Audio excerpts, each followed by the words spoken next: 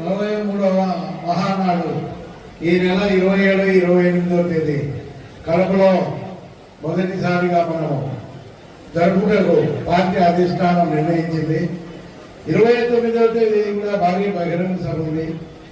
దానికి కూడా ఈ విధంగా ఉత్సాహంగా అక్కడ కూడా పాల్గొని కడప అంటే తెలుగుదేశం గడ్డ అని మనం నిరూపించేటట్టుగా మన సత్తా సాగాలని చెప్పేసి, అలాగే ఈరోజు మిత్రులు పెద్దలు అందరూ కలిసి నాకు స్వర్ణకారుల సంక్షేమ గురించి ఈ మినీ మన హాల్లో ప్రవేశపెట్టవలసిందిగా వాళ్ళు నన్ను ఆహ్వానించి, ఈరోజు సెకండ్ బాంబే అనేది బంగారు పరంగా వ్యాపార పరంగా పొందుడికి సెకండ్ బాంబే అనే పేరు.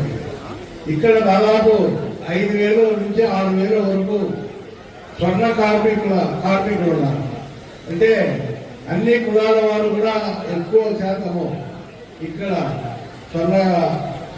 ఈ బంగారు తయారు చేసే స్వర్ణ కార్మికులు ఎక్కువగా ఉన్నారు. కాబట్టి మన గవర్నమెంట్ కూడా తెలుగుదేశం పార్టీ గవర్నమెంట్ వచ్చిన తర్వాత సెల్ఫ్ డెవలప్మెంట్ కింద కూడా ఎక్కువ నిధులు దానికి కేటాయించింది. కాబట్టి ప్రొద్దుటూరులో కూడా ఈ సెల్ఫ్ డెవలప్మెంట్ కింద ఈ స్వర్ణకారుల సంఘానికి ఒక భవన సముదాయం నిర్మించి వాళ్లకు ఇప్పుడు లేటెస్ట్ గా వచ్చిన పనిముట్లతో ఉచితంగా శిక్షణ ఇప్పించి ఇక్కడ తక్కువ ఖర్చుతో వాళ్ళు ఈ స్వర్ణాన్ని తయారు చేసి అమ్ముకోవడానికి ఎక్కువ ఉపాధి అవకాశాలు ఎక్కువగా ఉన్నాయి.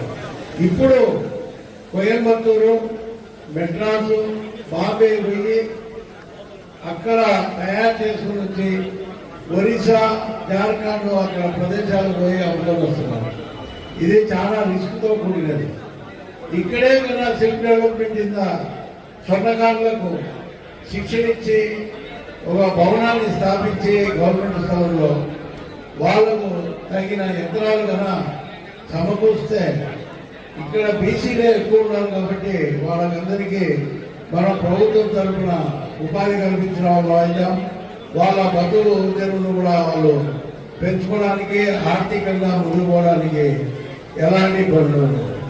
ఇంకొకటి ఎంఎస్సీ ఎంఈదారు కూడా ఒక క్లస్టర్ ఏర్పాటు చేసి వాళ్ళకు అందుబాటులో ఉంచి దాన్ని కూడా ఏర్పాటు చేసి ఈ స్వర్ణకారులను ఆదుకోవాల్సిందిగా పెద్దలందరూ రేపు పెద్ద మహానాడులో కడపలో తీర్మానం చేసి సార్తో కూడా కుమారానికి కూడా అనౌన్స్ చేసిస్తారని స్వర్ణకారుల తరఫున నా మనవిని విజ్ఞప్తి చేసుకుంటూ ఈ తీర్మానాన్ని